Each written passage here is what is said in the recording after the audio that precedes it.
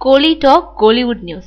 ஒரே நேரத்துல 2 படங்கள். ஜில்லா இயக்குனர் விஜய் படங்களை இயக்குற இளம் இயக்குனர்களுக்கு ஒரு ராசி இருக்கு. விஜய் படம் முடிஞ்சதும் உடனடியா காணாமல் போனவங்க லிஸ்ட்ல இடம் பிடிச்சிடுவாங்க. அவங்க மீண்டு வர சில வருஷமாவது பிடிக்கும்.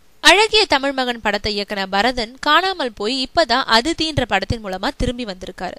சுரா SP ராஜகுமாரும் இப்பதான் அடுத்த படத்தை இயக்குறாரு. வேட்டைக்காரன் பாபு சிவன் இன்னமும் தலைமறைவா இருக்கிறதா கேள்வி. இந்த தலைமறைவு சரித்திரத்தை ஜில்லா முடிவுக்கு கொண்டு வந்திருக்கு. படம் சுமார்னு விமர்சகர்கள் சொன்னாலும் கரன்சி கணிசமா வசூலாறதுனால விஜயும் சௌத்ரியும் ஹாப்பி. நடிகர்களுக்கும் தயாரிப்பாளர்களுக்கும் அதுதானே முக்கியம். தமிழ் தெலுங்குல இயக்குனர் நேசனுக்கு அழைப்புகள் குவியுது. அவரும் தமிழ்ல 1 தெலுங்குல 1ன்னு ஒரே நேரத்துல 2 படங்கள் செய்ய தயார். 2 ஸ்கிரிப்டுகளும் நேசன் கிட்ட தயாரா இருக்கு. யார் நடிக்கிறன்றது மட்டும் தான் முடிவாகல.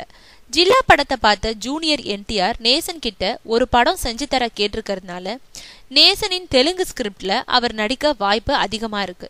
இன்னும் சில தினங்கள்ல நேசன் கிட்ட இருந்து உற்சாக அறிவிப்புகள் அணிவகுக்கும்.